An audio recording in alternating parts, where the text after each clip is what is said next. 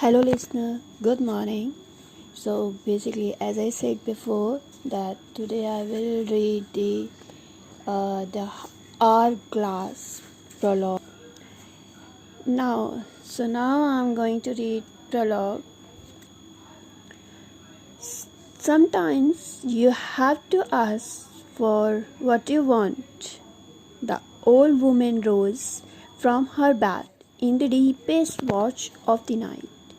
She had always liked that phrase, the watches of the night, suggestive as it was of vigil. It made her feel as though someone somewhere was witnessing the passing hours and minutes of her life and cared. She struggled into her robe.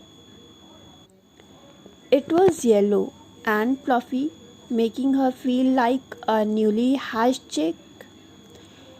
When actually, she was at quite the opposite end of the life arc.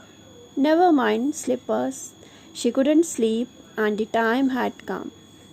She flipped her hair out from her collar and pulled it over her left shoulder, a gesture that had been with her many years. She drew a deep breath, pressing her hands to her cheeks. They were soft as tissue, their plump resilience long gone. All the more reason than to make her demand. She didn't like the idea of demanding, but then a request was too soft, and this was important. Utterly unaccustomed to asking for anything for herself. She wasn't sure how it would feel, how it would be received, but she had decided. She'd lain awake too many nights now. Well then,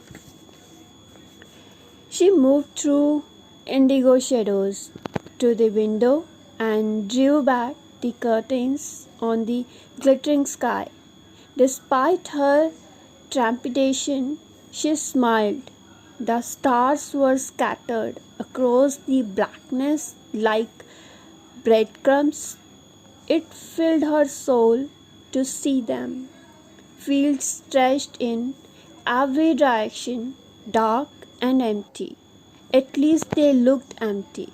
But she knew that out there foxes moved, owls haunted, mice crept. She knelt down, that hurt, and rested her forearms on the window sill. Hands clasped together. The silence was indigo too. Dear God, she began, but her voice was soft, tentative. Her usual voice. Dear God, she said, beginning the voice she saved only for very rare occasions. She had used it long ago when the teacher wrongly accused one of the children of mischief.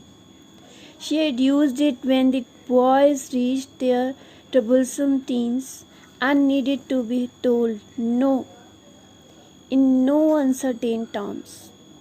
She used it for speaking to the doctor. I thank you. Dear God, I thank you, as always, for all my blessings, Lord. You have granted me a long life filled with many good things, and I have been grateful. You know that, but Lord, I cannot bear this situation now, and I want an end to. Her eyes filled with tears as she looked into the fathomless night.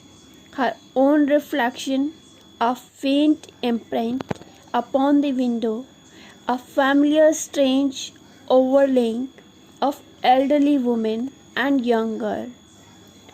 It hurts too much, Lord. That's the thing. I have never asked you for anything for myself, only for the family. But there's a first time for everything, they say, and this prayer is for me. I'm not pretending otherwise. All for me. I'll be honest. I can't see why you wouldn't grant it. We both know I'm not going to be here much longer. But I think you should, and I trust you will. And I'll accept nothing less, God. Enough. Now, in your infinite mercy and might, you can make this happen somehow. She hesitated. But sometimes you have to ask for what you want. So please, Lord, before I go, bring my girls home to me. That's all I want now. Bring my girls home. Amen. The tears trickled free. Her words drifted into the dark corners to settle like dust and shivered through the glass to float over the inky plains of the night sky. There was no sound or movement. If God has heard, He sent her no sign. Still, as she leaned heavily on the window sill to struggle to her feet, she felt she had made her point. She felt she had been very clear. Thank you. Have a nice day. Bye bye.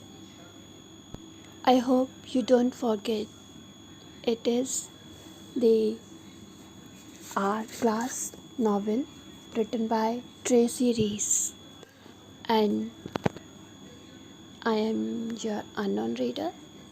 Thank you. Please don't forget to like, subscribe, and share if this is what you want to hear. Bye bye.